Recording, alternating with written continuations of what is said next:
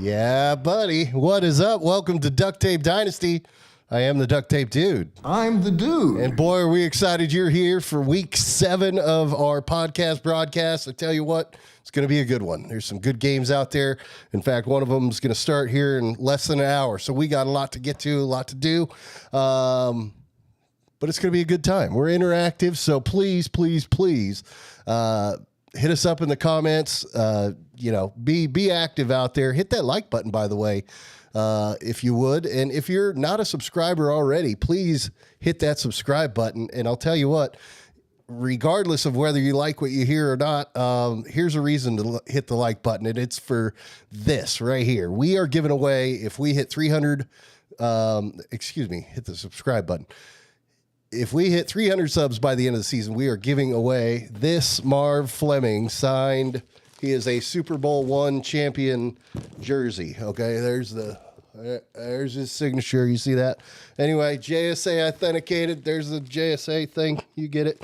Okay, we're giving that away. Check this out, though. Regardless of how many subs we got, in 2 weeks, week 9, giving away Stephon Diggs red Buffalo Bills jersey. So check that out. Come back on week 9 regardless. But yeah, let's get to it, shall we? You hear me say we, you only see me. Let's bring him on, the co-host extraordinaire. Of course, I got to find the right button. And there he is, ladies and gentlemen, Sir Dan, Lieutenant Dan. How are you? What's going on, Duct Tape Dude? I'm doing great. How are you? How's your week? No, it's all right. It's all right so far. I think I'm getting a little sick, so that sucks. But just in time for the weekend. Got a kid with strep in this house, so that's fantastic. Attaboy. So you're quarantined in the basement? Is that what's going on? It looks like a basement in there. Is that where your wife makes you stay?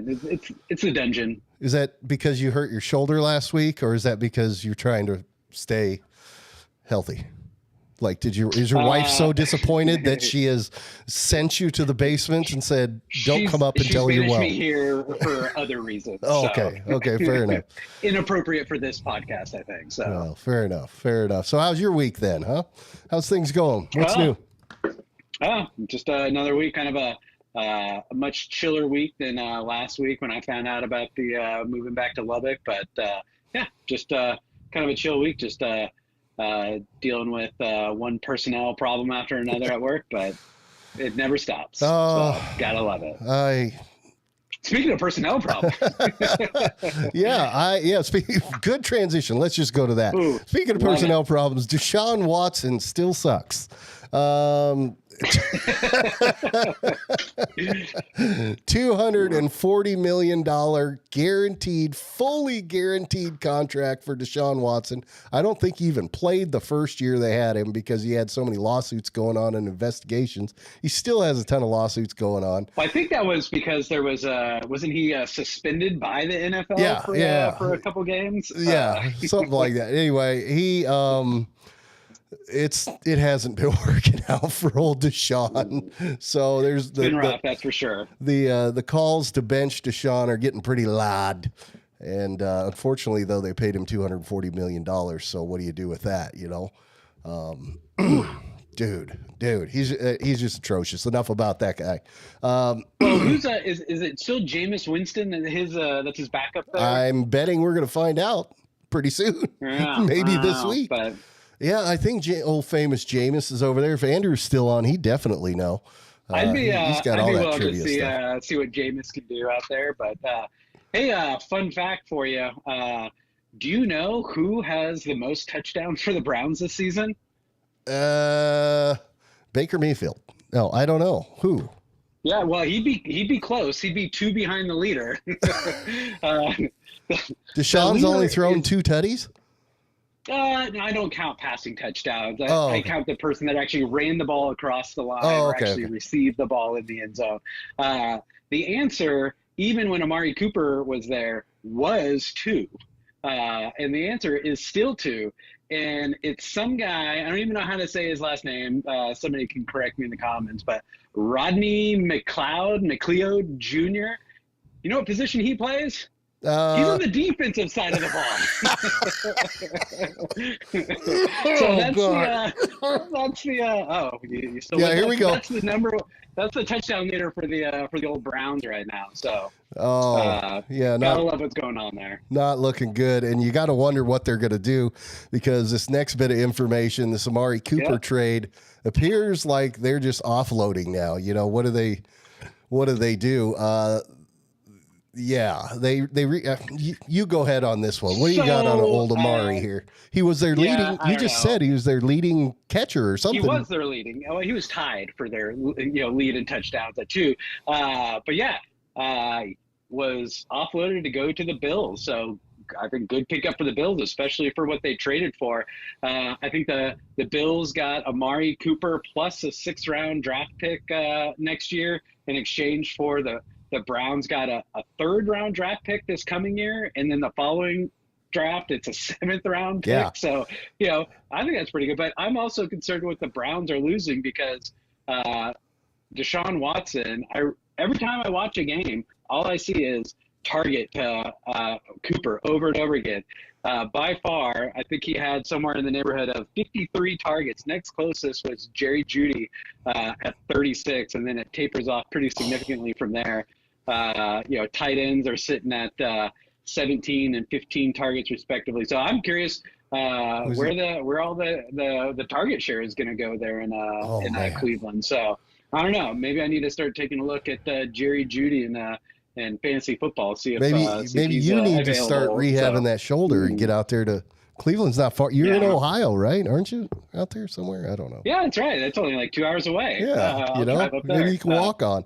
But the best part about this, Eagles from the 70s. So, the best part about this though is Amari Cooper's contract is $20 million a year, but the Browns, realizing they were probably going to trade him this year, restructured his contract at the beginning of the year into an $18.79 million signing bonus for this year. Yeah, it must be rough still. Yeah, which left $1.21 million for this year, which means the Bills are only going to have to pay him, prorated because they don't get a full year out of him, $870,000.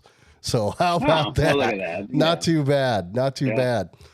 Another wide receiver action out there, the New York Jets, because old Aaron wasn't having quite the success they had hoped for. He had, through 6 games, the same amount of points as Zach Wilson. So that's a little rough. I don't know, but I like the shakeup going on in New York right now with the. I see you still got his picture up there, old Bob Saleh there in the bottom right. But I like the shakeup going up there. I love how the defensive coordinator, interim head coach, got rid of the offensive coordinator calling plays, and now. Is it Aaron Rodgers that's calling the plays now? Probably, even if it's not public, he's probably the one calling the plays. And but cool, got him a big name target out there. So I'm not saying who I'm picking for next week. However, I'm pretty high on the Jets right now. So I like what they got going on. Yeah. Well, here's my question then. So, first of all, let me comment on Aaron Rodgers and his ability or play calling, whether he's doing it or not. I think he's doing more than play calling. I think he's in the GM's office going, hey, this is what's going to happen. You're going to get rid of the coach. You're going to bring this guy in. There was a bunch of memes that came on the same day as this breaking news of like Pat McAfee joining the Jets, AJ Hawk joining the Jets. And then they had an ayahuasca shaman joining the Jets. Like, it was great. There was a lot of great ones out there. So, not dealing with the Jets, but the best fake headline I think I saw of the week was Jerry Jones is set to give up his GM duties after the end of this year. I was like, oh, finally. I was like, it was fake news. Not too bad. Yeah. Maybe someday Jerry Jones, the owner, will fire Jerry Jones, the general manager. We shall see. Yeah. Well, I have a comment on that, but I'm going to leave it alone. So, hey, actually, I brought trivia. Andrew, you still here? Although you're the one who sent me this trivia, so you know the answer. Anyway, we used to do trivia all the time, every week on the show, and Andrew has a ton of trivia that he made for the show, but we haven't been using it, but he sent me this one, and I know this is difficult to read, So my apologies, but it says which division has the highest combined point differential for the NFL through, week 5 or 6. I know I said week 5 there, but might be through week 6. I can't remember. And so what it's talking about is, okay, the teams, you win by so many points. Well, if you win by 5 points, that's a +5 differential. And so it's saying for the combo of the 4 teams in each division, which division do you think has the highest combined point differential so far this season? And so, guys, in the comments, throw it out there what you guys might think that answer is. Dan, I know you've seen the slide, but I think you had a guess beforehand. Did you get it right? Yeah, I was. Don't give it away yet. But did you get it? Oh, you didn't. I did not. No, I was close. I got second, but quick hint: the difference between first and second is a significant drop off. So, yeah, I'll give you another hint out there. As I scroll through the NFL standings, actually, this should have been a pretty good indicator. This is the only division in all of football where all the teams have a winning record. Yeah, so yeah. All 4 of them, 5-0, 4-1, 4-2, and 4-2 are the combined record. So quick math, that equals about 17-5. So holy smokes! Hey, how about that? Hey, so Wally says NFC North. I think that's a homer pick, though, because the Vikings are in the NFC North. I like Kevin's pick here. Ooh, NFC Central. NFC Central. I think that's a lock, man. Lock it in there, Sportmix. NFC Central. All right, we got a lot to get to, so let's not waste any more time. But here it is. Here's the answer. But even more significant than the fact that Wally got it right is look at the point differential. Almost 200 points more for the NFC North than the next person in line. That's pretty ridiculous, pretty substantial. Holy smokes! Yeah, I was originally thinking of the AFC North, despite how abysmal the Browns are doing. But yeah, they like I said, they ended up at number 2, but almost a 200-point difference between them and the first place NFC North. So insane, and I love that.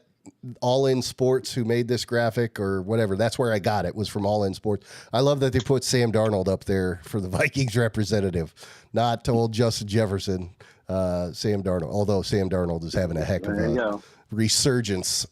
Anyway, so there you go. That's the answer to that. Doing all right, yeah. Dude, let's move on. We got, like I said, a lot to get to. Let's hit the honor roll. I am going to get it started. Ladies and gentlemen, our first nominee for honor roll this week was Jordan Love, 22 of what?